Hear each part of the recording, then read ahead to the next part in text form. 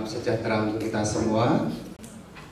Selamat datang kembali Bapak Ibu di ruang multimedia lantai 3 Gedung Pusat Kampus 3 Universitas Sanata Dharma di Paingan. Kita hari ini melanjutkan perjumpaan yang sudah dimulai sejak kemarin dalam rangka implementasi kurikulum merdeka, pengelolaan pembelajaran yang inovatif.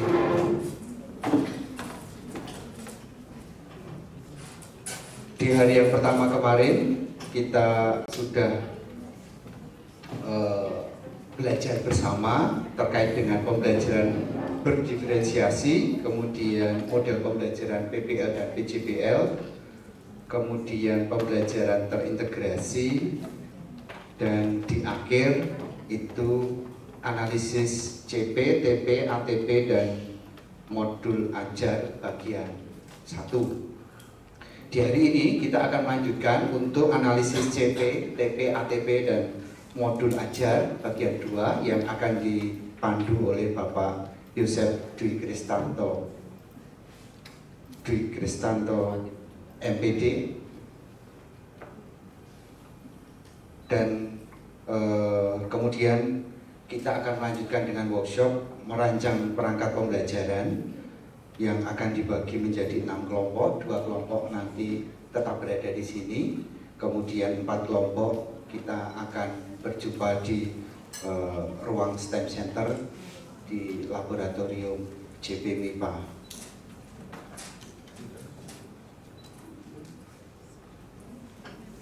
Baik, untuk mengawali kegiatan kita hari ini, kita awali dengan doa. Perkenankan saya memimpin secara Katolik. Bapak Ibu yang berkeyakinan lain, mohon dukungan dalam masing-masing. Bapa dan Putra dan Roh Kudus, amin. Allah yang Maha Kasih, puji syukur kami ucapkan padamu karena Kau kumpulkan kami, guru,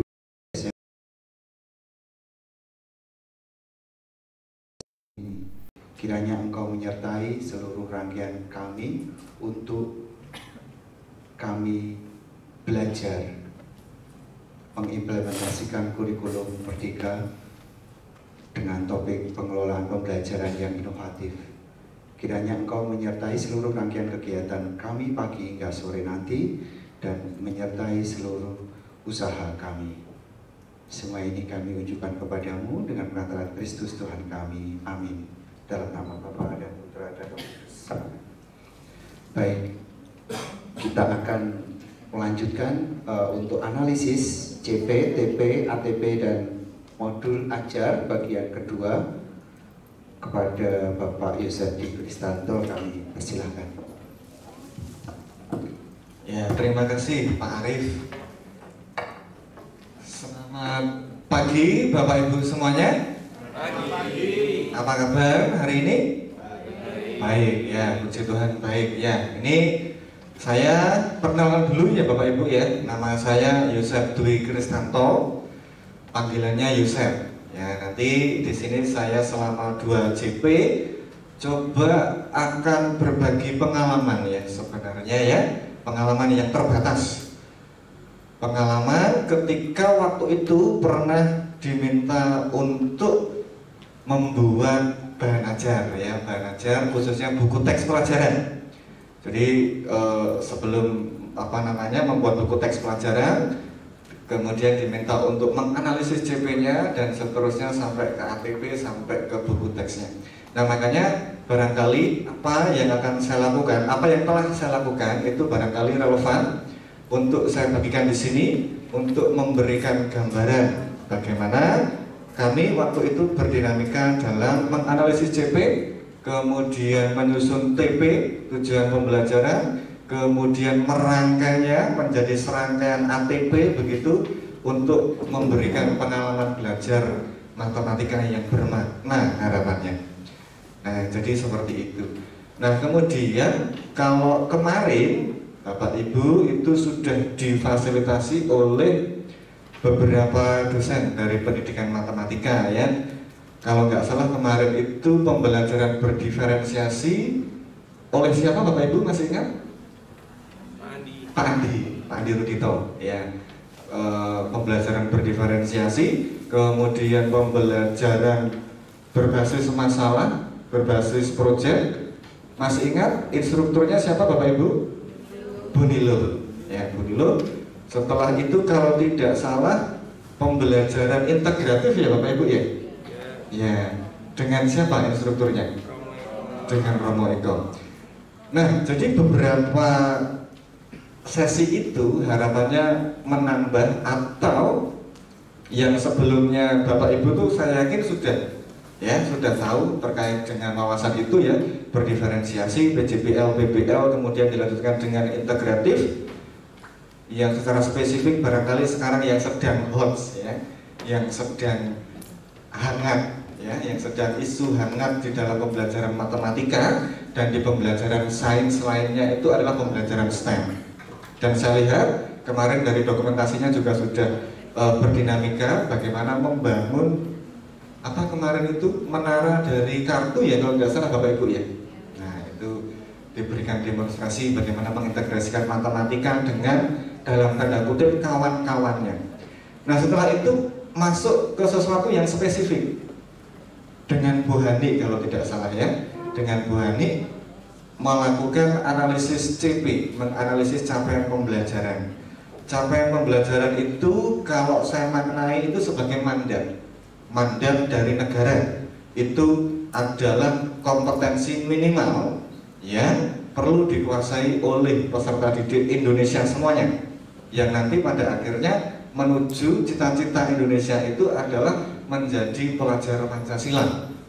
Nah, di situ pun itu sudah ada dokumen yang sangat rinci yang mengatur profil pelajar Pancasila. Ya, jadi fase A itu kan ada komponen-komponennya ya Bapak Ibu ya, profil pelajar Pancasila ya, ada komponen-komponen atau elemen ya kalau nggak salah istilahnya. Dan itu pun progresinya, kemajuannya dari fase A, fase B sampai fase F plus itu sudah ada. Nah itu nanti tinggal kita gunakan untuk menyusun TP dan ATP yang sesuai dengan konteks sekolah kita atau sekolah Bapak Ibu, yang sesuai dengan konteks peserta didik Bapak Ibu. Minta tolong dilanjutkan Pak Arif ya, terima kasih. Nah ini nanti tujuannya saya akan mencapai dua tujuan ya di sesi ini. Yang pertama itu memberikan ilustrasi seperti yang saya sampaikan tadi ya, memberikan ilustrasi bagaimana cara menganalisis CP, kemudian menyusun tujuan pembelajaran dan menyusun atau merumuskan alur tujuan pembelajaran. Itu tujuan yang pertama yang nanti akan kita capai bersama-sama. Kemudian di sini nanti saya juga akan menjelaskan bagaimana proses pengembangan buku mata pelajaran ya, seperti yang saya sampaikan tadi.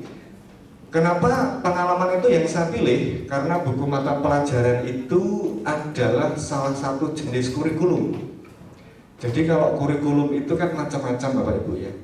Yang pertama adalah kurikulum yang paling tinggi, tetapi biasanya tidak operasional, itu adalah kurikulum nasional yang disediakan oleh pemerintah, yang sering kita sebut sebagai kurikulum merdeka.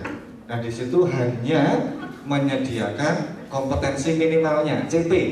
Nah jadi itu menyediakan capaian pembelajarannya, tetapi itu masih belum operasional. Itu hanya targetnya peserta didik itu harus bisa ini selesai atau setelah menyelesaikan fase ini. Nah kemudian di bawahnya lagi itu ada kurikulum yang lebih operasional. Salah satunya adalah buku teks pelajaran. Nah untuk itu pemerintah juga dalam tanda kutip bertanggung jawab memberikan contoh. Sekali lagi, buku teks pelajaran yang disediakan pemerintah itu hanyalah contoh. Karena contoh, makanya buku teks pelajaran itu tidak wajib untuk diimplementasikan secara keseluruhan. Karena pada dasarnya di kurikulum merdeka ini itu adalah memberikan kemerdekaan bagi setiap guru ya untuk dimulai dari merancang pembelajaran secara utuh. Dan penilaian pribadi saya ya, penilaian personal saya, ketika nanti saya membagikan pengalaman ketika menyusun buku teks pelajaran bersama dengan tim di Puskurbu Kemdikbud sana, itu semoga bisa memprovokasi Bapak Ibu semuanya untuk menyusun kurikulum sendiri. Nah, barangkali di sini sekolahnya itu sudah mulai untuk membuat buku sendiri, artinya sudah tidak tergantung kepada bukunya Kemdikbud, tetapi sudah membuat buku sendiri. Karena saya melihat itu di salah satu sekolah di Surabaya, itu saya melihat mereka sudah punya buku sendiri, buku kelas 10, 11, dan 12 yang disusun oleh guru-guru mereka sendiri. Nah, jadi seperti itu. Kemudian ini dalam konteks MGMP barangkali semoga nanti yang saya bagikan itu bisa memberikan provokasi juga bagaimana bersepakat rekan-rekan MGMP se-Yogyakarta ini untuk menyusun ATP. Nah, barangkali bisa digunakan sebagai panduan untuk rekan-rekan guru se-Jogja yang lain yang belum sempat hadir di kesempatan kali ini. Nah, jadi seperti itu. Lanjut Pak Arief. Nah, tapi sebelum itu coba saya akan memberikan pertanyaan kepada Bapak Ibu, karena menurut informasi dari Bu Hani itu pertemuan kemarin ada tugas ya Bapak Ibu ya? Ya, ada tugas, kalau tidak salah menganalisis CP sampai merumuskan TP, betul ya? Iya. Iya, Bapak Ibu betul ya?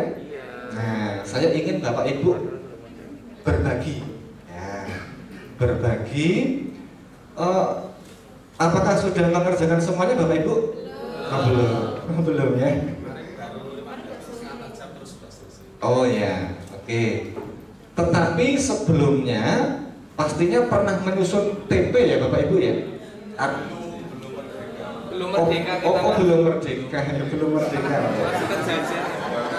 Masih terjajah. Ya. Masih terjajah. Atau begini, karena sebenarnya proses pengembangan TP dan ATP itu sebenarnya secara substansi itu sudah ada sejak zaman dulu ya sebenarnya. Cuma kan sekarang istilahnya itu ada TP, ATP, pembelajaran berdiferensiasi itu sebenarnya juga sudah ada sejak zaman dulu ya. Cuma sekarang lebih spesifik itu istilahnya berdiferensiasi dan seterusnya. Nah, saya ingin Bapak Ibu berbagi dulu sebelum saya berbagi, begitu ya. Bapak Ibu ketika dulu menyusun perangkat pembelajaran itu pasti diawali dengan merumuskan tujuan pembelajaran. Kalau itu dari K13 itu diturunkan dari KI dan KD, kompetensi dasar. Kemudian menjadi tujuan pembelajaran. Cuma bedanya di kurikulum 13 itu alurnya sudah fix. Kelas 7 kelas 10 nanti belajar ini, kemudian setelah ini adalah belajar ini. Jadi sudah terurut secara rapi. Nah, jadi sudah terurut begitu, urutannya itu sudah fix. Bedanya di situ. Kalau kurikulum merdeka itu memberikan kemerdekaan kepada Bapak Ibu. Nah, saya ingin salah satu atau dua dari Bapak Ibu berbagi tentang proses bagaimana merumuskan TP. Edo, bisa minta tolong membagikan mikrofon. Silakan Bapak Ibu angkat tangan salah satu barangkali berbagi proses bagaimana merumuskan TP.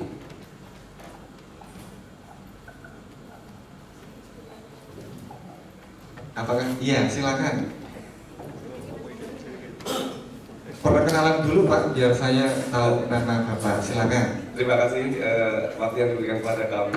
Perkenalkan, saya Andreas Wahyu Sugiharta dari SMA Muhammadiyah 3 Yogyakarta. Sekolah kami kebetulan masih terjajah nih Pak, jadi belum merdeka. Jadi kami masih menggunakan kurikulum 2013, di mana kami menyusun tujuan pembelajaran itu kami turunkan dari kompetensi dasar yang sudah disiapkan pemerintah di Permendikbud nomor sekian itu. Jadi ada dua hal di sana di mana kami harus menurunkan tujuan pembelajaran itu dari dua kompetensi dasar, yaitu kompetensi dasar pengetahuan dan kompetensi dasar keterampilan. Di mana kami menganalisis terlebih dahulu kata kerja operasional apa saja yang ada di dalam kompetensi dasar tersebut. Setelah itu kami turunkan menjadi beberapa tujuan pembelajaran sesuai dengan di situ kan ada kompetensi kata kerja operasional minimal yang harus dicapai oleh murid. Jadi bisa kami turunkan menjadi beberapa indikator, di mana indikator itu bisa kita mulai dari beberapa yang di bawahnya, tapi kita mengarah pada KKO tersebut atau bisa dikembangkan lebih tinggi lagi dari KKO itu. Dari kami seperti itu, Bapak. Terima kasih banyak. Ya, terima kasih banyak. Panggilannya Pak Andreas. Pak Andreas, ya, terima kasih banyak Pak Andreas. Mungkin satu lagi, mungkin perwakilan dari ibu-ibu. Nah, angkat tangan, silakan. Perwakilan.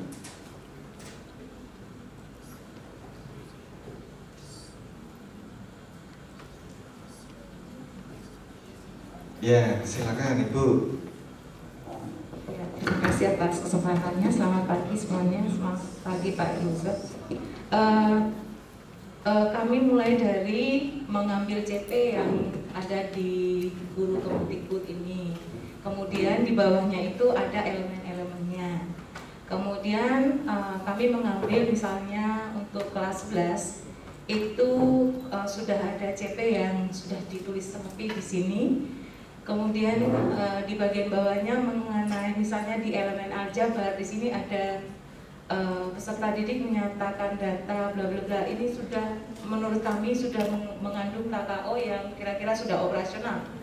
Nah, sehingga kami langsung mengambil ini kemudian ditempatkan pada tujuan pembelajaran. Kemudian dari tujuan itu kemarin kata Bu Hani akan dibawa ke inti materi. Nah, pada inti materi itu yang akan kami jabarkan dari CP yang sudah diturunkan per elemen, gitu Pak. Ya, Ibu siapa tadi? Mohon maaf. Maria. Terima kasih, Iya. Bu Maria. Ya, tadi Pak Andreas dan Bu Maria sudah berbagi bagaimana merumuskan tujuan pembelajaran dari, kalau Pak Andreas tadi dari KD, kemudian Bu Maria tadi dari capaian pembelajaran. Kalau kita cermati dari apa yang disampaikan oleh Pak Andreas tadi, Pak Andreas mengatakan seperti ini. Pak, di situ ada KD, ya pasangan KD, ya, KD 3, KD 4, kemudian diturunkan menjadi tujuan pembelajaran. Bisa satu, bisa lebih. Betul ya Pak Andreas ya? Dan itu satu KD atau satu pasang KD itu bisa merentang biasanya atau pada umumnya lebih dari satu pertemuan. Bisa 2, 3, 4, bahkan mungkin sampai 8 ya barangkali. Untuk pasangan KD yang padat itu bisa sampai 8 atau lebih. Nah, pertanyaannya adalah bagaimana Bapak Ibu itu mengurutkan pertemuan 1 itu nanti belajar ini, pertemuan 2 itu belajar ini, dan seterusnya sampai pertemuan 8. Sebenarnya ATP itu sudah ada di benak Bapak Ibu semuanya. Karena keputusan untuk memutuskan bahwa di pertemuan 1 itu tujuan pembelajarannya seperti ini, pertemuan 2 tujuan pembelajaran seperti ini, dan demikian seterusnya sampai pertemuan 8 misalkan, itulah ATP, alur tujuan pembelajaran atau lintasan belajar, atau istilah bahasa Inggrisnya itu learning trajectory. Sebuah lintasan yang Bapak Ibu pilih agar peserta didik itu mencapai tujuan akhir yang menurut Bapak Ibu urutannya itu, jalan yang ditempuh itu logis dan sistematis. Kata kuncinya cuma 2, harus sistematis dan logis. Karena itu hanyalah jalan, makanya antara Bapak Ibu yang satu dengan yang lain pastinya atau ada kemungkinan besar kemungkinan itu berbeda. Kalau saya ingin berkendara dari sini ke Prambanan, itu saya tidak harus lewat ini ya, Ring Road Utara, kemudian belok kiri lewat apa itu Jalan Solo ya kalau nggak salah namanya. Tidak harus lewat itu. Artinya jalan itu bisa macam-macam. Saya berikan contoh di konten matematika. Di konten matematika yang sering saya yang sering saya berikan contoh kepada mahasiswa. Misalkan terkait dengan operasi pecahan. Itu walaupun itu kelas 7 Bapak Ibu SMA, tapi itu hanya contoh saja. Operasi pecahan itu kan ada penjumlahan, pengurangan, kemudian perkalian dan pembagian, gitu ya. Nah itu kalau setelah saya survei di beberapa buku teks pelajaran itu ATP-nya, alurnya, learning trajectory-nya itu biasanya dimulai dari penjumlahan, pengurangan, perkalian dan pembagian, biasanya seperti itu. Tetapi kalau Bapak Ibu ingin mengubah jalan itu, boleh. Misalkan, oh ini kalau dimulai dari penjumlahan itu kok sepertinya sangat sulit. Bagaimana kalau saya mulai dari operasi yang paling mudah dulu, yaitu perkalian? Karena biasanya untuk pecahan itu biasanya yang paling mudah adalah perkalian biasanya. Kalau penjumlahan itu ada proses yang namanya menyamakan penyebut, gitu kan ya. Nah itu yang susah. Nah, artinya jalan itu, ATP itu antara guru yang satu dengan guru yang lain, apalagi sekolah yang satu dengan sekolah yang lain, karena masing-masing sekolah punya MGMP gitu ya, kesepakatan guru di situ mungkin juga berbeda. Nah, makanya di sini dengan konteks seperti itu saya akan berbagi cara saya bagaimana menyusun ATP. Agar nanti, oh itu caranya Pak Yosef, ya. Itu mungkin bisa saya pakai atau mungkin menggunakan apa ya, pesan inti yang disampaikan di sini. Nah, jadi seperti itu. Nah, waktu itu saya memberikan konteks, tambahan konteks ya Bapak Ibu ya. Waktu itu kami diminta untuk mengembangkan kelas buku teks pelajaran kelas 9 di Puskurbuk kelas 9 ya. Kelas 9 itu pengembangan buku teks pelajarannya berbarengan dengan buku kelas 8. Karena buku kelas 7 sudah terbit. Demikian juga buku kelas 10, betul ya Bapak Ibu ya. Terbitnya buku kurikulum merdeka itu lebih dulu buku kelas 7 dan kelas 10. Kelas 8 dan 9 serta kelas 11 dan 12 itu di akhir. Bahkan sekarang di websitenya Kemdikbud ya, buku.kemdikbud.go.id kalau nggak salah, itu buku kelas 8 dan kelas 9 itu belum ada di situ ya, belum bisa diunduh di websitenya Kemdikbud, meskipun sebenarnya itu sudah selesai ya, sudah selesai tapi belum diinikan. Nah jadi seperti, nah jadi konteksnya adalah kelas 7-nya sudah terbit dahulu. Kenapa ini saya tekankan? Karena ini masuk ke analisis kebutuhan Bapak Ibu. Kalau di dalam desain pembelajaran itu ada salah satu tahap yang namanya analisis kebutuhan. Kita melihat situasi di sekitar kita sebelum kita mengembangkan kurikulum, sebelum menyusun ATP tadi. Oh ternyata kelas dari tujuan-tujuan pembelajaran ini, dari capaian-capaian pembelajaran ini sudah ada di kelas 7 itu seperti ini. Berarti sisanya saya perlu menyusun untuk kelas 8 dan kelas 9. Kemudian memilih yang kelas 8 itu mana saja dan kelas 9 mana saja. Nah kemudian belum Pak Arif, ini yang terakhir sepertinya belum. Ya, itu seperti yang saya katakan tadi, pengembangannya paralel dengan kelas 8 ya, kelas 8 dan kelas 9. Oke, next Pak Arif, terima kasih. Nah, waktu itu untungnya tim kami banyak ya. Kelas 8 itu ada 4 orang, kemudian kelas 9 itu ada 4 orang. Kemudian yang kami lakukan pertama kali adalah menganalisis CP. Dan ketika menganalisis CP itu kami juga paralel dengan menganalisis profil pelajar Pancasila. Karena waktu itu penulis buku teks pelajarannya pemerintah itu diwajibkan harus menyematkan nilai-nilai profil pelajar Pancasila di dalam bukunya, baik secara eksplisit jelas ataupun implisit tersirat. Nah, jadi seperti itu.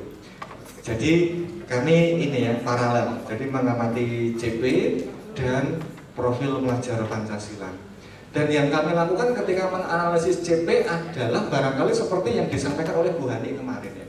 Barangkali kalau saya melihat dari PPT-nya Bu Hani, itu adalah kami membaca kalimat per kalimat secara cermat.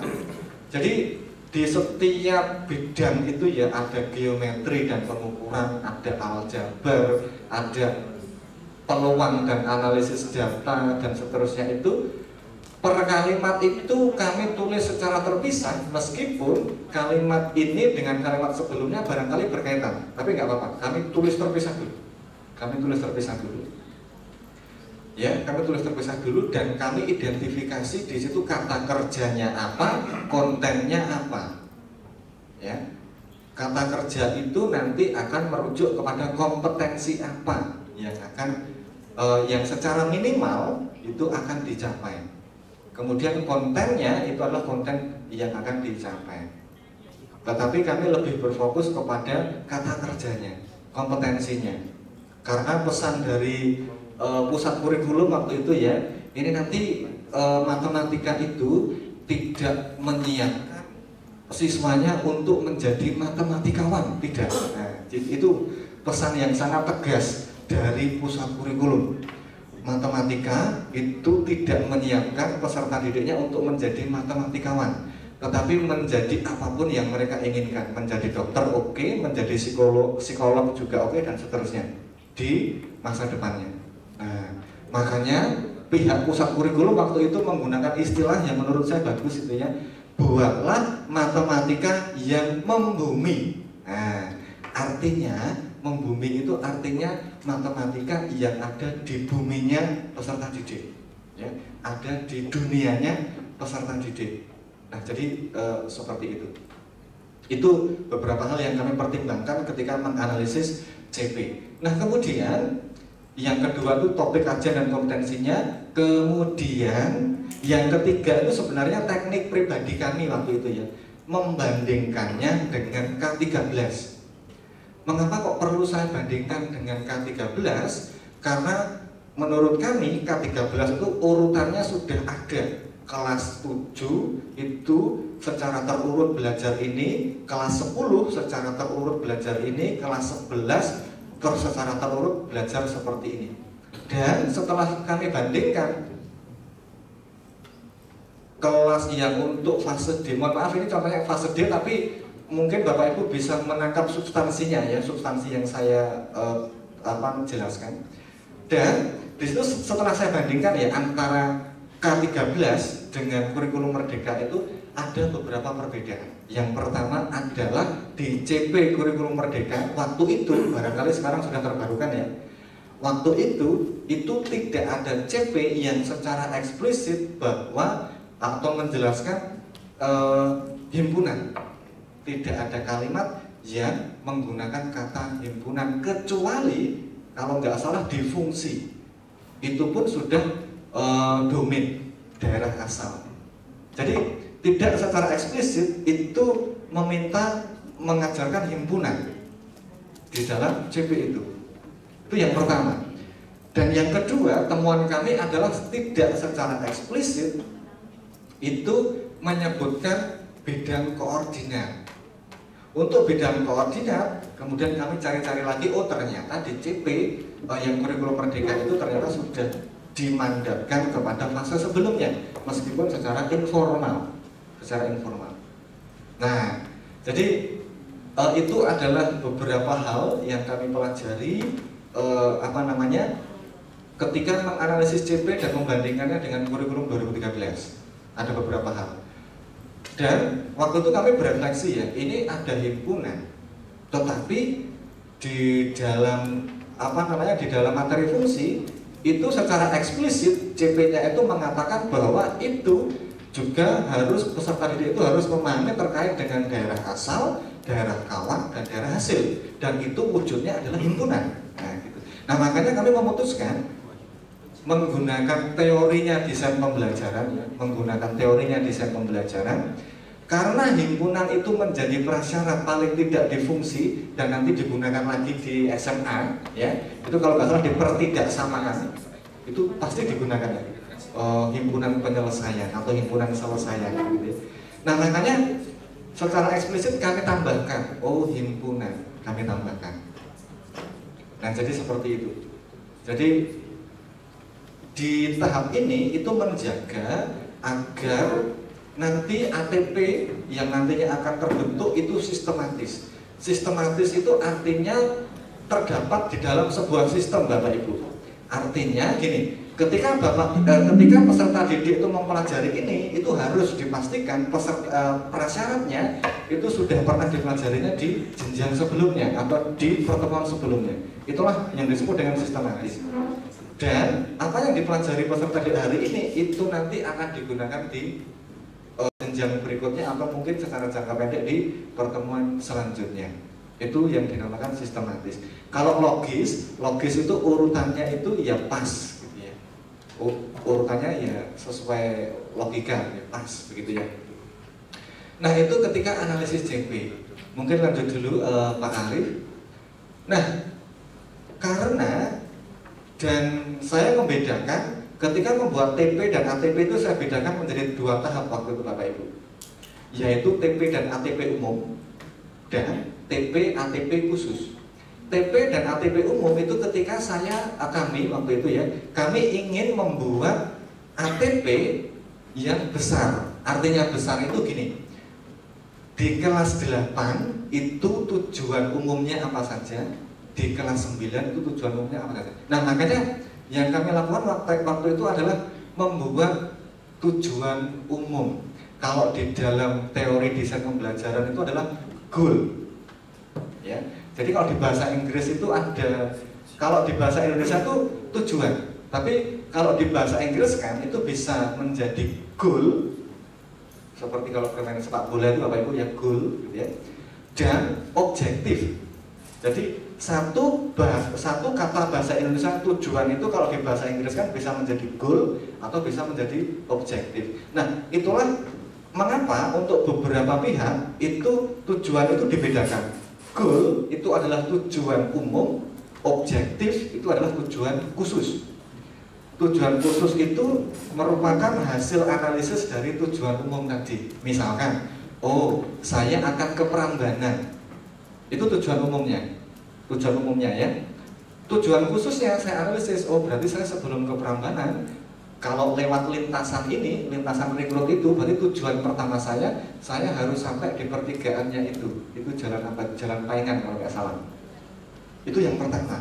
Yang kedua, saya harus sampai di lampu merah pertigaan Jalan Solo dan ring road utara. Saya harus sampai di sana. Nah, dari situ saya ke kiri terus sampai ke Prambanan. Nah, itu adalah tujuan khusus. Nah, karena ini kami ingin membuat ATP untuk kelas 8 apa saja, kelas 9 apa saja, maka yang kami lakukan adalah tujuan umum. Dan waktu itu kami memilih jalur pragmatis, jalur yang mudah dilakukan Bapak Ibu. Jalur yang mudah dilakukan yang kami tempuh adalah ya sudah menggunakan kalimat persis yang ada di CP, kecuali itu perlu dimodifikasi atau ditambahkan. Untuk kasus kami itu ada penambahan himpunan waktu itu. Dan kemudian ada beberapa yang ditambahkan atau mungkin dijadikan satu. Karena menurut kami kalau dijadikan satu itu lebih mudah nanti ketika mengurutkan. Itu adalah tujuan umum. Dan berikutnya kami membuat ATP alur untuk tujuan umum tadi. Nah, untuk ATP ini memang wawasan kita Bapak Ibu, wawasan terkait dengan pembelajaran, wawasan terkait dengan konten matematika memang sangat berperan di sini. Maksud saya begini, kita ingin memutuskan apakah materi ini kelas 8 atau kelas 9, itu kan banyak pertimbangannya. Yang paling gampang adalah mengikuti K13, jadi yang paling gampang. K13 adalah salah satu pertimbangan saja, ya salah satu pertimbangan saja. Dan masih banyak pertimbangan yang lain. Kami waktu itu juga nyari-nyari berbagai sumber begitu ya terkait dengan pembelajaran dan seterusnya. Dan waktu itu ini cuma sharing saja, berbagi saja. Yang membuat kami agak berpikir lama adalah mengetahui fakta bahwa di kelas 7 itu ada satu bab khusus yang namanya kesebangunan. Kelas 7, bab khusus yang namanya kesebangunan, tetapi belum ada kekongruenan. Jadi biasanya Bapak Ibu ya, biasanya di buku-buku K13 itu ya, itu kan kesebangunan dan kekongruenan itu seperti duit tunggal ya Bapak Ibu ya. Iya, itu kalau tidak terpisahkan. Nah, tidak terpisahkan. Itu kalau dibuat terpisah bagaimana? Nah, itu tidak kami anggap sebagai kendala, tetapi kami anggap sebagai tantangan Bapak Ibu. Kira-kira bisa nggak ya? Ketika kesebangunan itu sudah ada di kelas 7, di bukunya kelas 7 satu bab sendiri, itu kekongruenan dimasukkan kemana? Setelah kami berdiskusi dengan banyak pihak, dengan pusat kurikulum, dan untungnya kami melihat kurikulumnya Amerika waktu itu. Kurikulumnya Amerika menarik menurut kami. Kurikulumnya Amerika itu kesebangunan dan kekongruenan itu diajarkan setelah transformasi geometri. Dan sebenarnya ini terjadi di K13. Kalau Bapak Ibu lihat di K13 itu ya, KIKD itu kesebangunan dan kekongruenan itu setelah transformasi geometri. Kira-kira Bapak Ibu tahu alasannya nggak ya kenapa kesebangunan dan kekongruenan itu dilakukan setelah transformasi geometri? Karena ketika akan mendefinisikan kesebangunan dan kekongruenan itu menggunakan konsep transformasi geometri. Contoh, kalau kekongruenan biasanya yang di SMP itu definisi apa Bapak Ibu? Kesebangunan dulu lah. Berarti kan harus tahu sebangun dulu Bapak Ibu ya. Berarti sebangun itu apa? Sebangun itu adalah ketika bangun datar itu khususnya segi banyak, kan khususnya segi banyak ya Bapak Ibu ya, segitiga, segi empat dan seterusnya, yang sisi-sisi panjang sisi-sisi yang bersesuaian itu sebanding atau perbandingannya sama. Sudut-sudut yang bersesuaian itu sama. Dari definisi itu ada kelemahan. Kelemahannya adalah definisi itu hanya berlaku untuk segi banyak, betul nggak? Betul ya? Apakah bisa berlaku untuk elips? Tidak ya? Tidak, karena sisinya elips itu bukan berupa segmen garis, bukan berupa ruas garis. Karena di definisi tadi mengasumsikan sisinya berupa ruas garis. Nah, makanya setelah kami membaca kurikulumnya Amerika itu, terus kemudian kami menempatkan kekongruenan itu di ATP umumnya itu kami lakukan setelah transformasi geometri. Setelah peserta didik belajar 3 transformasi kaku. Ada translasi, pergeseran, ada rotasi, dan ada pencerminan. Kenapa kok dipersyarati itu? Karena konsekuensi dari 3 transformasi itu hasilnya adalah bangun yang kongruen. Nah, berarti kami mendefinisikan kekongruenan sebagai, jadi gini, secara sederhana, 2 bangun dikatakan kekongruenan jika ada satu macam transformasi kaku atau serangkaiannya yang membawa bangun pertama tadi tetap berimpit ke bangun yang kedua. Jadi seperti itu. Jadi jika bangunnya itu tidak poligon, elips itu masih bisa dilakukan. Oh, elips ini kongruen dengan elips B.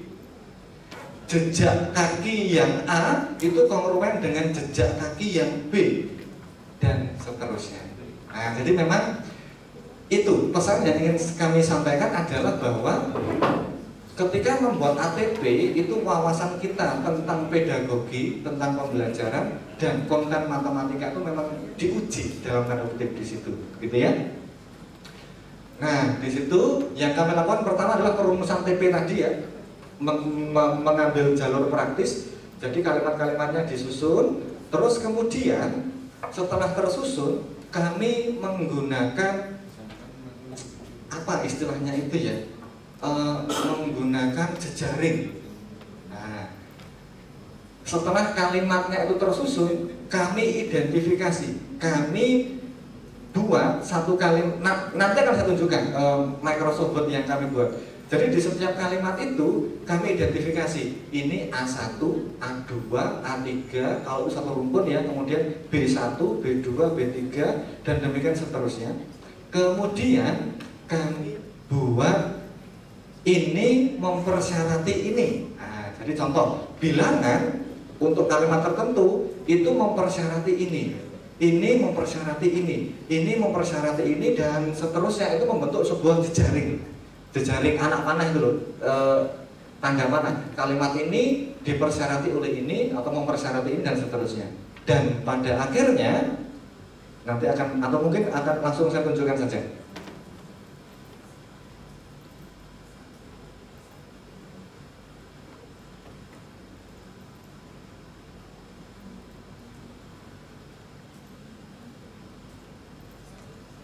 Nah, jadi seperti itu ya. Ini CP-nya itu kami tulis ulang, ya, kami tulis ulang per kalimatnya. Kemudian kami identifikasi topik kajiannya apa di situ. Terus kemudian di sini kami identifikasi setiap kalimat itu kami identifikasi. A ini menunjukkan kalau nggak salah masuk ke bilangan kalau nggak salah. Iya betul maksudnya. B itu mungkin geometri dan pengukuran dan seterusnya. Jadi kami buat kode sendiri. Lalu di kanannya itu kami buat, oh ternyata kalimat ini dipersyarati oleh A5. Kemudian A5 dipersyarat oleh A1 dan A2 dan demikian seterusnya. Nah, agar untuk memastikan nanti alur tujuan pembelajarannya memang betul-betul sistematis dan logis. Setelah itu kami membuat draft ATP umumnya. ATP umumnya seperti ini kalau tidak salah. Semoga tidak terhapus di bawahnya kalau tidak salah.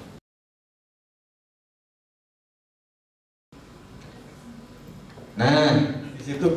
Jadi setelah membuat jejaring tadi ya, ini dipersyarati ini mempersyarati ini dan seterusnya, kami membuat waktu itu mengkategorikan menjadi 4 ATP umum. Itu yang pertama, yang kedua, yang ketiga, dan keempat. Yang berwarna merah itu sudah ada di buku kelas 7. Artinya itu akan dipelajari di kelas 7. Berarti sisanya yang tidak berwarna merah itu nanti dalam tanda kutip akan dibagi-bagi ke kelas 8 dan kelas 9. Ya. Di situ ada 4 ATP ya, ada 4 ATP karena dan 4 ATP itu tidak harus berkorespondensi dengan bidang matematikanya. Tidak harus, yang pertama itu bilangan, yang kedua itu adalah geometri dan pengukuran, yang ketiga itu analisis data dan peluang, bukan. Tapi seperti itu. Nah, kalau Bapak, ini adalah cara kami. Orang lain mungkin berbeda. Kalau Bapak Ibu perhatikan di guru.kemdikbud.go.id ya kalau nggak salah itu ada contoh ATP, betul ya Bapak Ibu ya? Ada contoh ATP.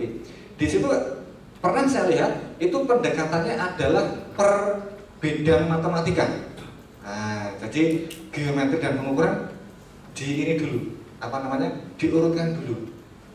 Peluang dan analisis data diurutkan lagi. Kalau kami tidak mengambil jalan itu, kami mengambil jalan integrasi. Jadi geometri dan pengukuran, aljabar, kemudian aljabar dan fungsi, kemudian bilang itu kami integrasikan. Jadi kami tidak beda-bedakan gitu ya. Karena memang praktek kurikulum di Indonesia sebelumnya itu pendekatan integrasi. Maksud saya integrasi ini ya, integrasi cabang-cabang matematika. Karena kalau di Amerika itu beda lagi. Kalau di Amerika itu beda-beda. Ada mata pelajaran yang namanya aljabar, ada mata pelajaran yang namanya geometri. Jadi sudah kayak kuliah gitu ya. Tapi kalau di Indonesia kan masih matematika ya Bapak Ibu ya, kebanyakan. Karena ada di sekolah tertentu yang sudah aljabar, ada geometri begitu ya. Nah, kemudian dari sini kami bagi-bagi. Nah, di situ pertimbangan kami mengapa kok materi ini masuk di kelas 8, materi ini masuk di kelas 9, ya karena agar sistematis tadi. Dan merata dari segi bidang matematikanya. Di kelas 8 nanti ada statistikanya. Kelas di 9 kami memilih waktu itu peluang dan pemilihan sampel. Nah, peluang dan pemilihan sampel masuk di kelas 9 dan demikian seterusnya. Jadi yang pertama Yang pertama dan kedua itu pertimbangannya, dan yang ketiga yang kami ambil, yang kami pertimbangkan adalah banyaknya JP Bapak Ibu. Karena kan kalau nggak salah ada Bapak Ibu ya, itu jumlah JP untuk kelas 7, 8, 9 itu berapa, jumlah JP untuk kelas 10, 11, 12 ada. Betul ya Bapak Ibu ya? Ada peraturan pemerintahnya. Nah, betul. Waktu itu kami merujuk juga di situ. Oh, ternyata setelah kami perhatikan, kelas 9 itu lebih sedikit JP-nya dibandingkan kelas 7 dan 8. Nah, makanya proporsi materinya kami sesuaikan dengan kelas 8. Jadi kelas 8 itu cenderung lebih banyak daripada kelas 9. Dan jadilah TP, ATP umum untuk kelas 8 dan kelas 9.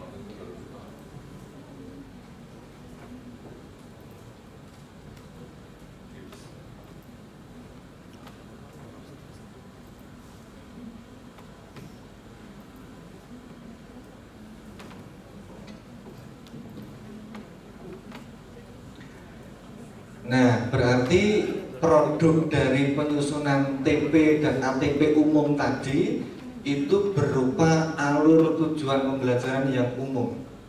Di kelas 8 nanti tujuannya seperti ini, di kelas 9 tujuannya seperti ini. Nah, kemudian sebelum kami membuat bahan ajar, yaitu buku teks pelajaran, buku untuk siswa dan buku untuk buku panduan guru, kemudian kami merinci lagi. Setiap tujuan umum ini itu perlu diuraikan, perlu dianalisis menjadi beberapa tujuan khusus dengan urutan tertentu, ya. Jadi setiap tujuan umum tadi itu kemudian kami urai kembali menjadi beberapa tujuan khusus yang waktu itu kami menyebutnya TP dan ATP khusus yang itu digunakan untuk topik kajian. Ya, contohnya yang saya masih ingat waktu itu adalah peluang dan pengambilan sampel. Di situ tujuan umumnya yaitu ya capaian pembelajaran terkait dengan peluang dan pemilihan sampel tadi. Nah, kemudian dari situ perlu dibuat tujuan pembelajaran khusus lagi dan ATP khusus lagi. Dari tujuan-tujuan khusus tadi kemudian dirangkai menjadi rangkaian, menjadi sebuah alur tujuan pembelajaran khusus. Bagaimana kami melakukannya? Nah, hal pertama yang kami lakukan adalah baca-baca Bapak Ibu, baca-baca. Jadi yang kami baca adalah beberapa buku teks pelajaran yang sudah ada. Seingat saya ada 3 yang kami analisis, ya. Sejak zaman dulu sampai yang buku teks pelajaran pemerintah yang terakhir itu kami analisis bagaimana mereka itu mengurutkan materi peluang. Kenapa kok peluang? Karena pemilihan sampelnya belum ada di situ. Kami membuat sendiri pemilihan sampel nanti seperti apa. Kami analisis. Kami juga menganalisis, melihat, mencermati beberapa kurikulum juga di Amerika, di Australia, Singapura dan seterusnya terkait dengan urutannya, urutan peluang dan pemilihan sampel.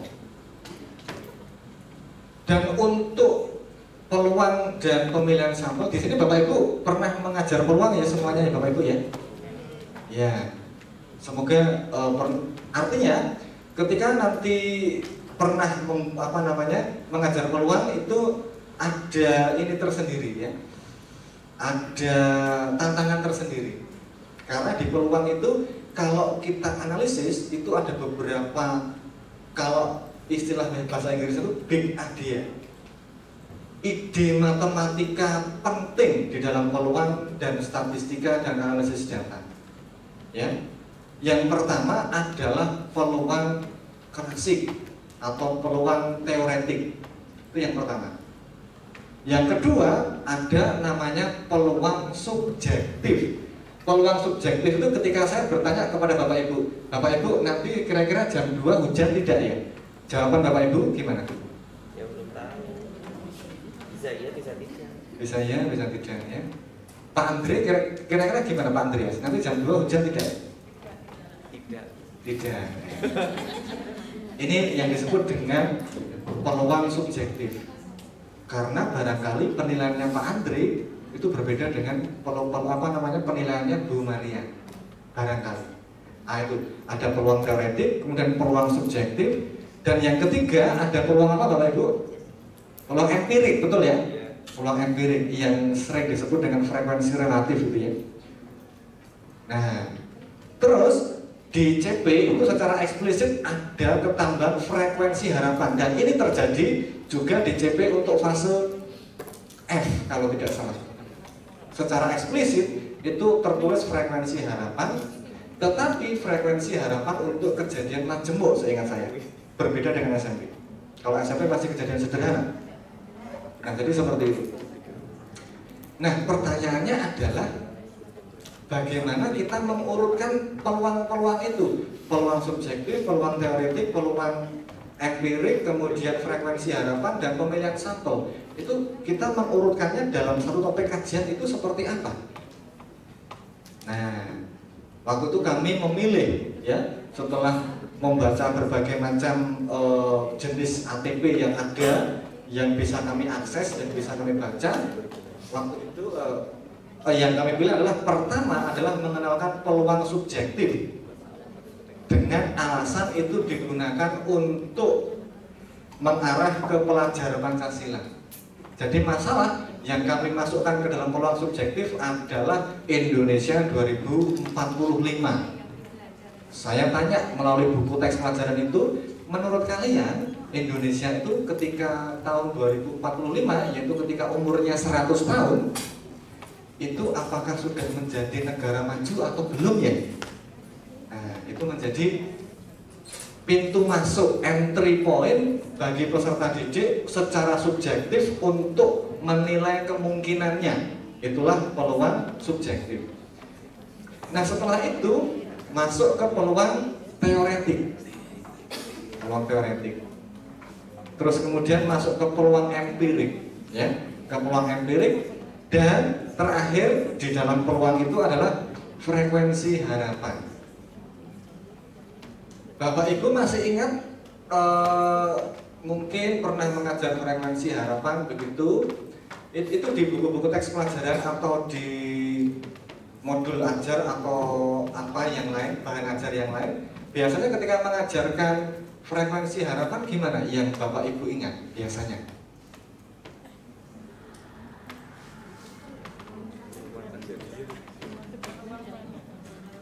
Iya, frekuensi harapan adalah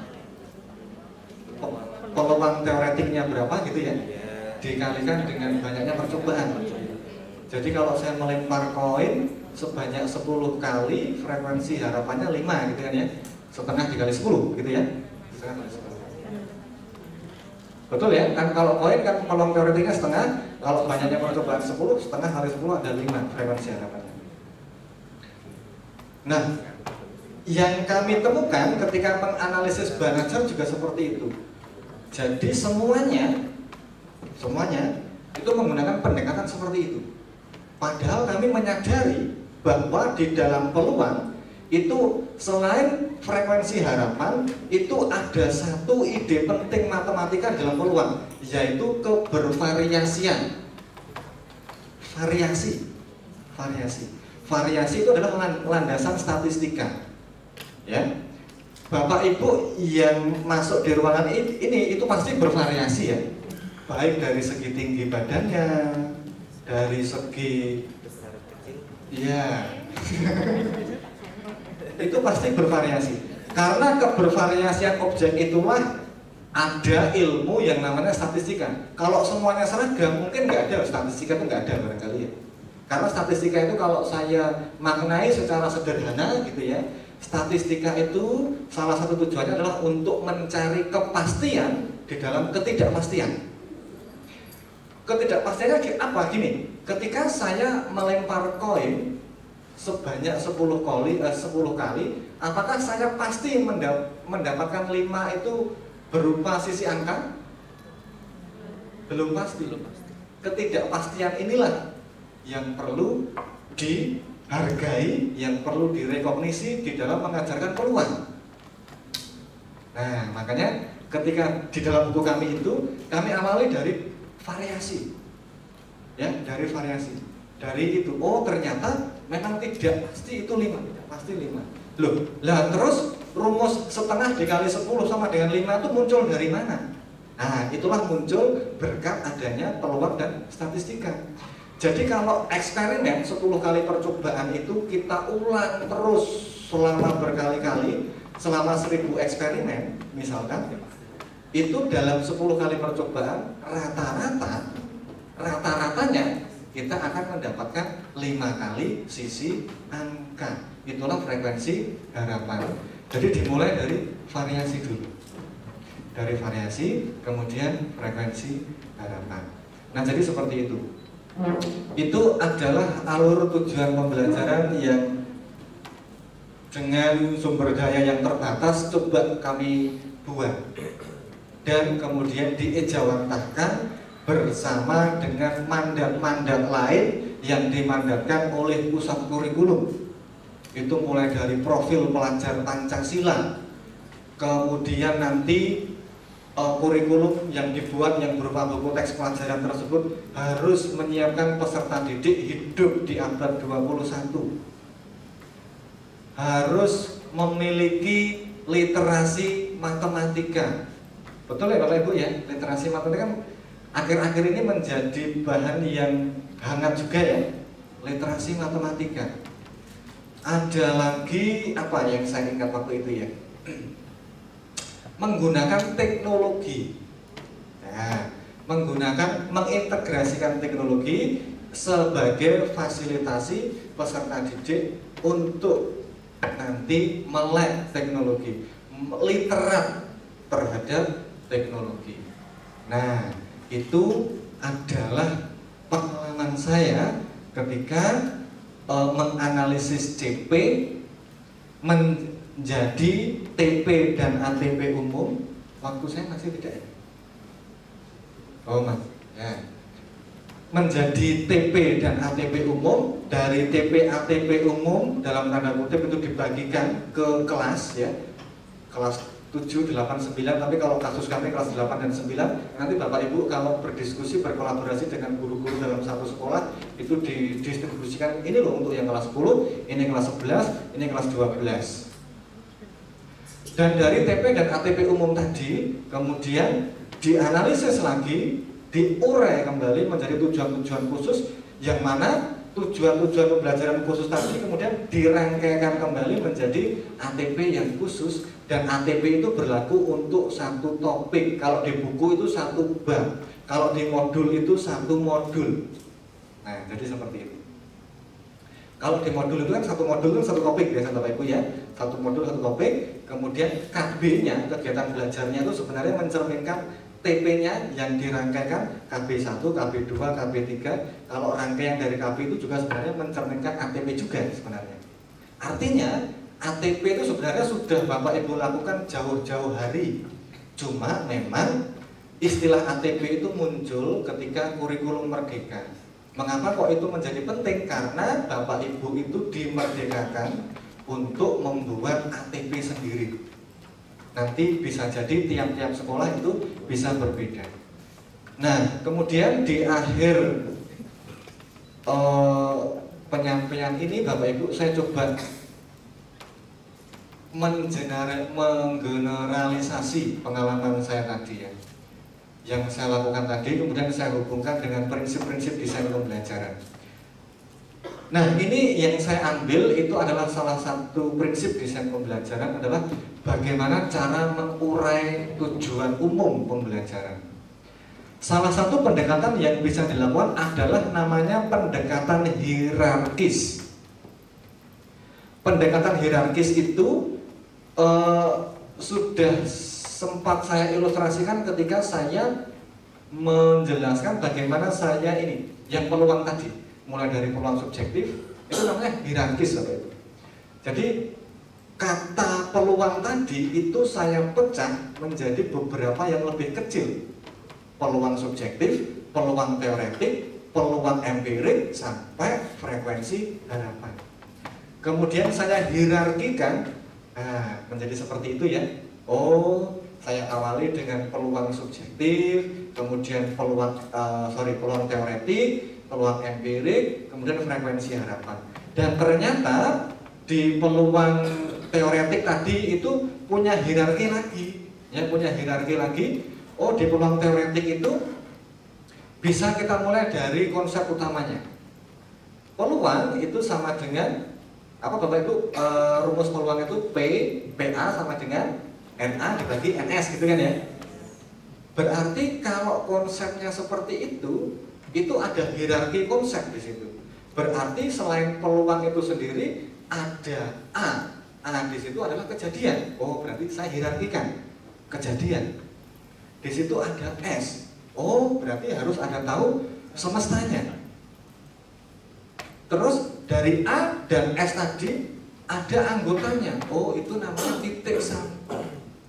Terus kemudian karena itu himpunan, sebenarnya bisa dihierarkikan lagi itu merupakan himpunan. Cuma di atasnya himpunan itu dipotong, terpotong. Kenapa kok dipotong? Karena himpunan itu sudah dipelajari di kelas sebelumnya. Itu menjadi materi prasyarat. Karena ketika kita melakukan hierarki seperti ini, nanti kita akan bisa selain mengidentifikasi materi-materi yang akan dipelajari nanti, juga mengidentifikasi kemampuan prasyarat yang diperlukan peserta didik untuk mempelajari itu. Itu adalah pendekatan atau teknik hierarkis. Nah, yang kedua itu adalah prosedural. Itu kalau saya lihat, kalau di kurikulum 2013 itu cocok untuk ini digunakan untuk yang KD4 yang bersifat keterampilan. Karena yang terkait dengan keterampilan itu biasanya terkait dengan prosedur. Ketika kita melakukan ketika kita menyelesaikan permasalahan terkait dengan trigonometri misalkan, trigonometri segitiga siku-siku misalkan, itu kan berarti ada beberapa langkah yang perlu dilakukan. Contohnya begini Bapak Ibu, ada soal seperti ini. Jadi gampangnya ya, ketika menggunakan ini Bapak Ibu buat soal dulu. Jadi misalkan CP-nya berbunyi seperti ini, menyelesaikan permasalahan terkait dengan trigonometri segitiga siku-siku, misalkan seperti itu. Berarti Bapak Ibu buatlah soal yang sesuai dengan CP itu. Misalkan ya, diketahui segitiga siku-siku seperti ini, tentukan sinus dari alfa. Misalkan ini ya, sinus dari alfa. Berarti ketika mengerjakannya, berarti langkah pertama yang dilakukan apa Bapak Ibu? Peserta didik mengidentifikasi apa? Sudutnya itu di mana, sisi sebelah depannya mana, sampingnya mana, sisi miringnya bagaimana. Berarti langkah 1, peserta didik perlu memahami segitiga siku-siku, betul ya? Segitiga siku-siku. Dan komponen-komponennya, di situ ada sisi tegak, sisi samping, samping, depan, dan sisi miring. Itu langkah pertama. Langkah kedua, peserta didik menggunakan definisi trigonometri segitiga siku-siku, yaitu sin. Sin alfa sama dengan depan dibagi miring, betul Bapak Ibu ya? Berarti langkah kedua berarti harus diperkenalkan definisi perbandingan trigonometri segitiga siku-siku. Nah, setelah itu kemudian mensubstitusi, depannya tadi apa, miringnya apa. Oh, kalau substitusi tidak perlu lagi, maksud saya tidak perlu diajarkan lagi karena itu sudah dipelajari jauh-jauh hari. Kemudian pembagian tidak perlu, oh ya sudah. Oh, berarti ketika trigonometri segitiga siku-siku, prasyaratnya adalah segitiga siku-siku, dan yang kedua adalah perbandingannya. Nah, akan tetapi Bapak Ibu, selain kita menganalisis masa lalu ketika mengembangkan kurikulum, kita juga perlu menganalisis masa depan. Perbandingan keterampilan tentang menyelesaikan perbandingan trigonometri ini itu nanti oleh peserta didik akan dipakai di mana dan kapan. Oh, ternyata setelah saya analisis, maksud saya itu membahasakan Bapak Ibu ya, itu nanti akan dipakai lagi ketika menjelaskan fungsi trigonometri sembarang sudut. Yang mana sin theta itu tidak lagi depan dibagi miring, tetapi menjadi apa Bapak Ibu? Kalau sin theta itu Y dibagi R, betul ya? Y dibagi R di bidang koordinat. dan itu digunakan untuk menghitung besar sinus sudut 120 derajat, sudut 240 derajat, tidak hanya sudut lancip, dan seterusnya, tidak hanya sudut lancip. Dan agar itu nanti di kedepannya peserta didik itu harus memiliki keterampilan yang fasih, berarti kami, guru maksudnya ya, saya itu perlu mengenalkan perbandingan trigonometri untuk sudut-sudut istimewa. Nah, muncul topik sudut-sudut istimewa itu karena analisis masa depan. Oh, nanti akan saya kenalkan perbandingan trigonometri 30 derajat dan 60 derajat serta 45 derajat. Karena nanti itu akan digunakan sebagai sudut-sudut berrelasi untuk sudut-sudut yang bukan sudut lancip. Nah, itu ya. Jadi itu contohnya. Contohnya ini adalah analisis prosedural. Jadi kalau saya rangkum di analisis prosedural adalah kita membuat soal yang sesuai dengan CP-nya, kemudian kita kerjakan sendiri secara rinci. Dari langkah-langkah itu kita identifikasi, oh ini yang diperlukan, ini yang diperlukan, ini yang diperlukan. Saya beri contoh lagi, misalkan saja ya, kalau CP-nya berbunyi seperti ini, menggambar grafik fungsi kuadrat, misalkan seperti itu. Berarti langkah pertama untuk menggambar grafik fungsi kuadrat itu langkah pertama adalah biasanya apa Bapak Ibu? Menentukan perpotongannya dengan sumbu Y. Oh, X dulu gak apa-apa ya, X. Menentukan perpotongannya dengan sumbu X. Berarti itu kan fungsi yang kuadrat tadi disama dengan kan 0 ya Bapak Ibu ya. Berarti sebelum itu peserta didik perlu belajar persamaan kuadrat untuk bisa menyelesaikan itu. Kemudian sumbu Y. Nah, kalau sumbu Y gampang, karena itu masalah substitusi. Masalah substitusi itu sudah dipelajari ketika peserta didik mempelajari fungsi. Jadi itu hanya kemampuan prasyarat saja.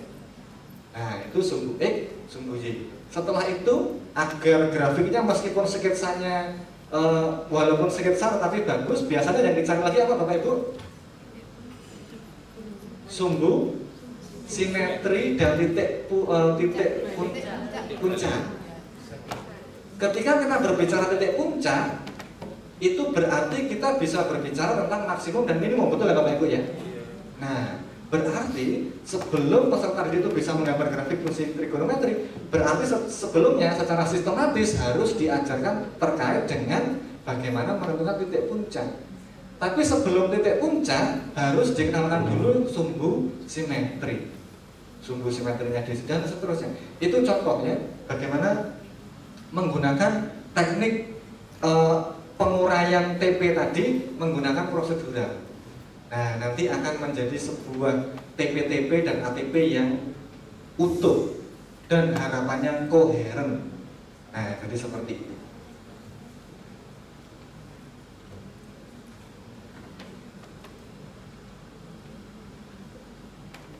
Oke, nah di sini saya beri kesempatan di waktu yang cukup, cukup ya Bapak Ibu ya.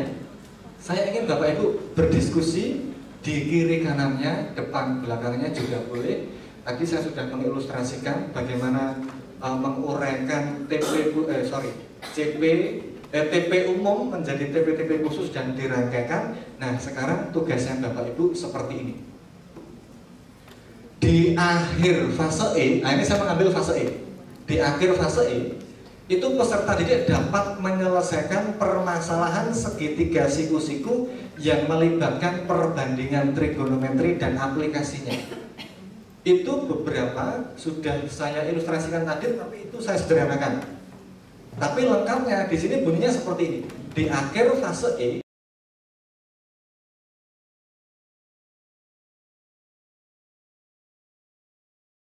ada aplikasinya.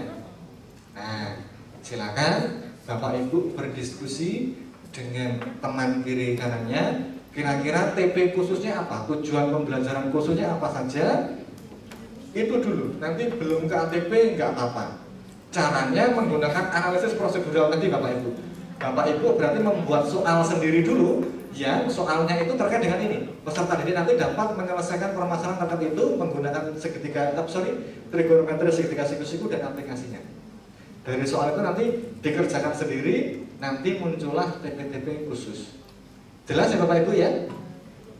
Jelas. Ya, silakan didiskusikan. Nanti di akhir mungkin saya memberi kesempatan kepada 1 atau 2 untuk menyampaikan hasilnya. Silakan Bapak Ibu.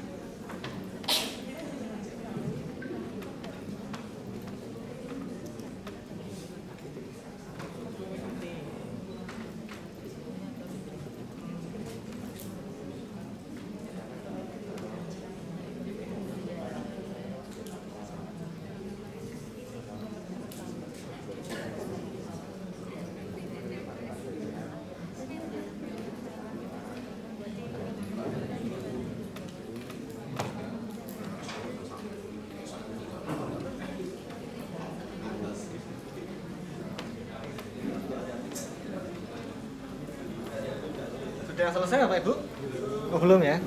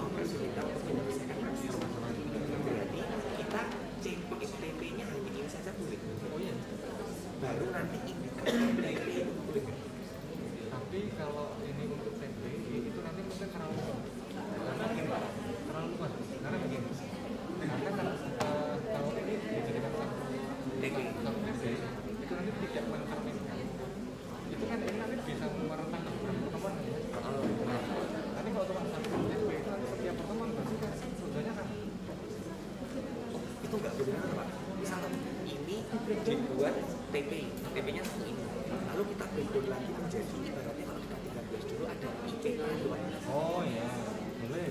Jadi TP khusus kan, TPK khusus gitu. Maksudnya untuk mengantisipasi supaya penilaian sumatifnya itu enggak ada. Ada CP-nya semakin banyak, TP-nya semakin banyak, penilaian sumatifnya semakin banyak. Karena begini, satu TP itu tidak harus berkorespondensi dengan gampangnya dengan satu tidak harus bisa juga dua TP atau lebih itu dikorespondensi dengan satu soal bisa juga, artinya bisa juga menguraikan beberapa TP tadi sebenarnya untuk mempermudah guru untuk membuat ATP. Oh betul. Ya, kalau beberapa tadi nanti terus dirangkaikan, nanti terjelas nanti pertemuan pertama ini mau ini dan biasanya satu pertemuan pun tidak hanya satu aktivitas pembelajaran biasanya. Iya, biasanya. Nah itu kan nanti kalau semakin tinggi itu semakin gampang. Di pembelajaran pertemuan pertama ada dua pembelajaran yang masuk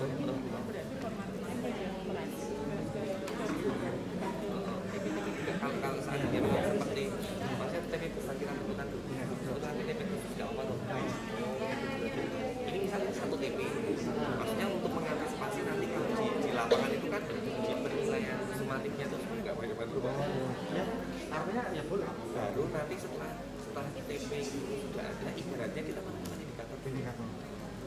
Jadi ada TP dari ini itu kan nggak kuat. Iya.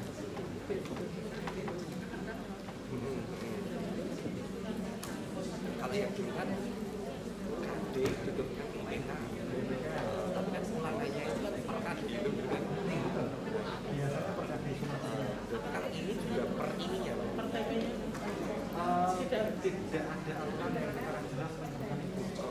Karena sumatif tadi untuk karantina corona merdeka itu biasanya dilakukan di akhir fase. Akhir fase ya. Cuma terkait dengan setiap TP tadi itu kan sebenarnya kemerdekaan guru. Iya. Mudahnya di mana? Iya. Selain mudah itu juga nanti beberapa sesuai gitu. Nah, betul, menurut saya seperti itu. Oh iya. Makasih ya Pak.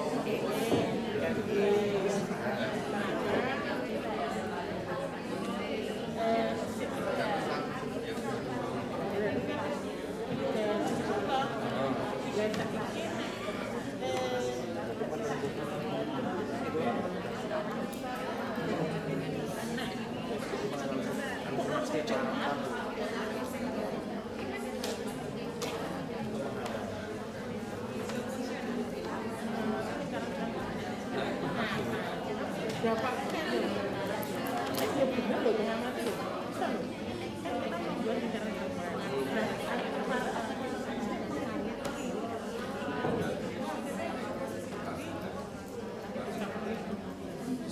Bapak Ibu, tadi saya melihat ada beberapa pertanyaan, ada juga yang sudah menemukan jalan bagaimana mengurai beberapa TP khusus tadi istilah saya ya, untuk nanti dirangkaikan menjadi serangkaian pembelajaran yang bermakna, harapannya seperti itu. Nah, terkait dengan banyaknya TP, nah sebenarnya TP itu yang penting memuat kompetensi dan materi. Itu sebenarnya seperti itu ya. Nah, terkait dengan banyaknya TP harus sebanyak apa, Pak? Apakah sebaiknya sedikit saja ataukah banyak? Nah, itu pilihan Bapak Ibu masing-masing. Apakah memilih TP yang banyak ataukah memilih TP yang sedikit? Konsekuensinya, kalau TP-nya sedikit berarti tiap-tiap TP kemungkinan besar itu masih TP yang besar. Kemungkinan. Tetapi ketika nanti banyaknya TP yang dihasilkan itu banyak, itu semakin kecil. Itu konsekuensinya. Nah, terus kemudian ada kelebihan dan kelemahan lagi. Ketika coba Bapak Ibu kita bayangkan ya, ketika Bapak Ibu ngajar matematika di kelas itu ya, di dalam satu pertemuan itu biasanya Bapak Ibu melakukan berapa aktivitas pembelajaran? Apakah tepat satu atau bisa lebih? Lebih dari satu. Kadang-kadang lebih dari satu aktivitas ya Bapak Ibu ya. Iya. Bisa 2, bisa 3. Nah, kalau TP-TP-nya sudah kecil-kecil, setiap aktivitas itu sudah terpetakan, sudah dipetakan ke satu tujuan pembelajaran. Nah, jadi ketika Bapak Ibu nanti menyusun LKPD itu sudah jelas. Nah, itu kelebihan ketika TP-TP-nya sudah kecil, artinya konsekuensinya TP-nya nanti menjadi banyak. Seperti yang sudah saya susun ini, itu di trigonometri segitiga siku saja menjadi 14 TP. Kalau yang saya susun. Nah, itu saya memilih yang kecil-kecil, ya. Saya memilih yang kecil-kecil. Nah, untuk yang TP-nya besar, itu biasanya memang lebih mudah untuk memetakan ke pertemuan. TP ini ke pertemuan 1. TP ini ke pertemuan 2, TP ini ke pertemuan ketiga, sudah, biasanya seperti itu. Tetapi Bapak Ibu ketika menyusun LKPD berpikir lagi, oh ya, ketika TP ini di ejawantahkan ke dalam LKPD seperti apa ya wujud LKPD-nya? Ya, itu berpikir kembali. Karena ketika membuat aktivitas di LKPD itu sebenarnya pemikiran kita itu sebenarnya memikirkan tujuan sebenarnya. Pertanyaan ini, kemudian dilanjutkan dengan pertanyaan ini, dilanjutkan dengan pertanyaan ini. Itu sebenarnya yang kita pikirkan sebenarnya tujuan sebenarnya. Nah, itu ya. Tetapi pada akhirnya kemerdekaan ada di tangan Bapak Ibu masing-masing. Pada akhirnya itu digunakan untuk peserta didik, ya. Itu digunakan untuk peserta didik agar bisa melakukan pembelajaran matematika. Kalau saya itu berpesan kepada mahasiswa saya, mungkin juga relevan. Saya berpesan kepada Bapak Ibu juga ya, sebagai wajahnya matematika bagi peserta didik kita ya. Jadi kalau saya berpesan seperti ini, matematika itu memang abstrak Bapak Ibu ya, memang abstrak. Tetapi harapannya, sebelum ke harapan, matematika itu abstrak dan tidak semua permasalahan matematika itu mudah. Jadi salah kalau kita mengatakan bahwa semua hal di matematika itu mudah. Bahkan saya sebagai dosen matematika pun itu juga banyak masalah matematika yang saya tidak bisa menyelesaikannya, gitu ya. Masalah-masalah advance gitu. Artinya memang matematika itu susah. Ada beberapa yang susah, tapi ada juga matematika yang mudah, ada juga yang mudah, gitu ya. Tetapi saya berharap matematika itu bagi peserta didik itu masuk akal, Jadi meskipun matematika itu susah, tetapi harapannya matematika itu masuk akal. Kenapa masuk akal? Karena sebenarnya matematika itu yang membuat manusia itu sendiri. Kalau manusia tidak membuat matematika, matematika tidak ada.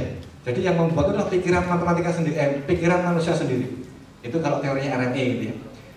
Nah jadi seperti itu, membuat masuk akal. Jadi konsekuensinya Bapak Ibu, ini sebagai penutup ya, sekaligus penutup ketika nanti menyusun desain pembelajaran apapun itu ya, topiknya apa, pendekatan yang dipilih apa, model yang dipilih apa. Yang pertama masuk akal. Saya contohkan seperti ini Bapak Ibu ketika mengajarkan rata atau mean. Nah, itu kalau kita langsung mengarah ke prosedural, kalau menentukan rata itu caranya begini ya anak-anak. Jumlah semua nilai dibagi dengan banyaknya nilai. Dan biasanya siswa itu kebanyakan ya, tidak semua, boleh jadi ya, kebanyakan itu ya patuh saja. Oh ya sudah, kalau menghitung per rata ya seperti ini. Kalau seperti itu, matematika tidak menjadi sesuatu yang masuk akal. Karena dengan cara seperti itu, peserta didik itu hanya melakukan prosedur tanpa mengetahui mengapa dia melakukan prosedur itu. Begitu ya. Jadi dia melakukan hal tanpa dia mengetahui mengapa dia melakukannya. Nah itu. Nah saya berharap matematika seperti ini. Peserta didik mampu melakukan sesuatu hal dan mengetahui mengapa dia melakukan itu. Itulah pemahaman konseptual. Kalau di dalam istilah-istilah literatur di pendidikan matematika itu, pemahaman konseptual dulu, baru kemudian diikuti dengan keterampilan atau kefasihan keterampilan. Nah, jadi seperti itu. Kalau masalah rata-rata tadi ya, atau rata ya, yang sering saya contohkan ke peserta didik adalah menggunakan konsep rata sebagai berbagi secara rata. Ya, kalau Pak Andreas itu memiliki 3 ballpoint dan Bu Yohana memiliki 1 ballpoint, apakah banyaknya ballpoint itu sudah rata Bapak Ibu? Belum. Agar rata masing-masing harus gimana Bapak Ibu?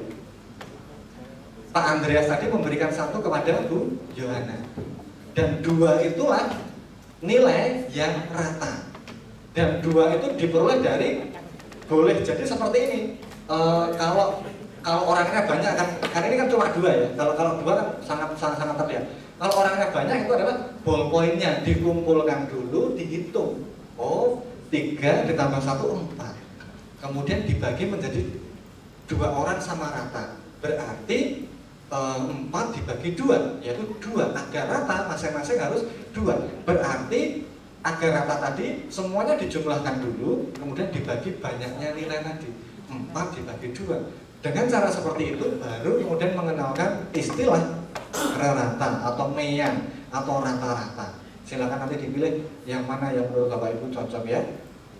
Masalah istilah ya. Nah, dengan cara seperti itu nanti matematika menjadi masuk akal. Ya. Dan yang kedua, yang terakhir terkait dengan wajah matematika. Meskipun matematika itu susah, nanti saya berharap bagaimanapun caranya Bapak Ibu itu mendidik peserta didiknya, tetapi meskipun matematika itu susah, peserta didik memiliki kepercayaan diri terhadap kemampuannya. Iya betul, matematika susah, tetapi saya yakin kok, mungkin diyakinkan oleh gurunya gitu ya, tapi saya yakin kok bisa melampaui kesusahannya matematika. Dan mengapa kok saya sungguh-sungguh bisa melampaui kesulitannya matematika? Karena saya menganggap bahwa matematika itu bernilai bagi kehidupan saya di masa mendatang. Nah, harapannya seperti itu ya wajah matematika. Wajah matematika yang masuk akal dan wajah matematika yang meskipun susah tapi peserta didik itu yakin akan kemampuan dirinya untuk bisa menyelesaikan matematika itu, karena mengakui bahwa matematika itu berharga bagi dirinya sekarang maupun dirinya yang akan datang. Demikian Bapak Ibu dari saya, semoga apa yang saya sampaikan itu bisa menjadi sedikit bekal bagi Bapak Ibu untuk mendidik matematika bagi peserta didiknya masing-masing. Terima kasih Bapak Ibu.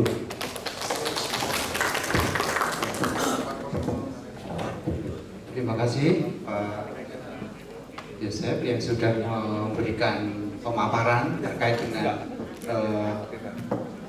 menganalisis CP, TP, ATP, dan kemudian nanti kita akan mencoba menyusun modul ajar gitu ya. Oke, kita berikan tepuk tangan lagi yang meriah untuk Pak Yosef, dan sesi kita untuk yang pertama sudah selesai. Bapak Ibu, kita akan masuk ke sesi berikutnya, yaitu masuk dalam sesi kelompok. Pembagian kelompok sudah ada di LMS. Sudah melihat semua nih Bapak Ibu? Ya. Kelompok 1 dan 2 akan tetap berada di sini. Oke. Kemudian kelompok 3 sampai 6 akan berada di rumah masing-masing. Di ruang STEM ya. Di ruang STEM. Ruang STEM ada di komplek laboratorium CPMIPA. Nanti akan kami antar ke sana Bapak Ibu yang berkelompok 3 sampai 6. Yang satu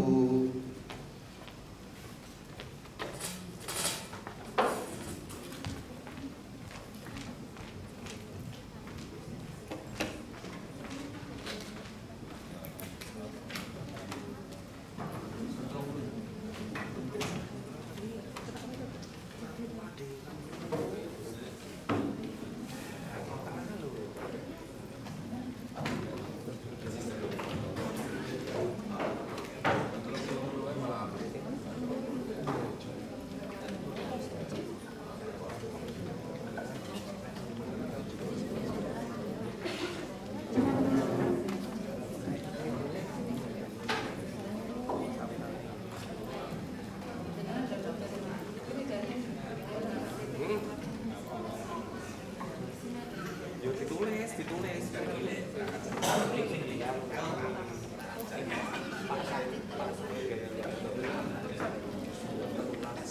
ya, kelompok 1 akan didampingi Bu Mada dan Bu Bella. Kelompok 2 akan didampingi Pak Yosef dan Pak Yudi.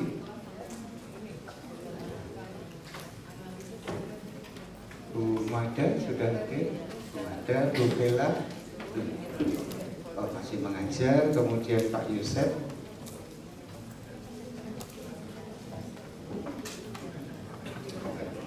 Kemudian nanti akan bersama Pak Yudi. Pak Yudi sudah dipilih, mungkin baru perjalanan. Kemudian kelompok 3 akan didampingi Pak Sugiarto dan Bu Eni. Bu Eni sudah di ruang STEM nanti. Kemudian kelompok 4 bersama Pak Beni dan Pak Dewa. Kelompok 5 bersama Bu Maria dan Pak Ferdi. Bu Maria tadi bukan. Kemudian kelompok 6 bersama saya dan Pak Adi.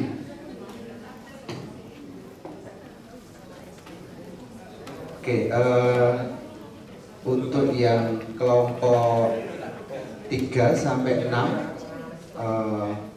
akan kami antar ke ruang STEM Center. Kita bersiap, Bu Maria, Bu Eni. Kita menuju ke ruang STEM Center ya, bersama Bapak Ibu yang berada di kelompok 3 sampai 6. Untuk yang 1 dan 2 nanti bisa yang kelompok 1 di sini, kelompok 2 yang di kanan gitu ya. Baik, mari Bapak Ibu kita bersiap untuk menuju ke STEM Center.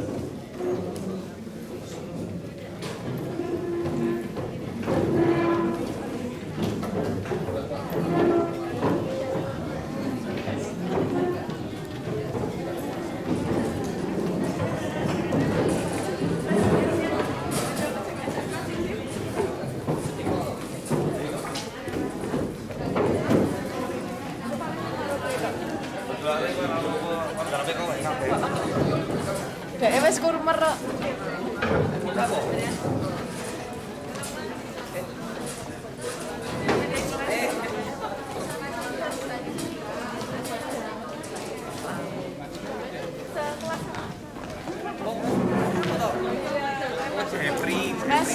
Mas Eko nggih.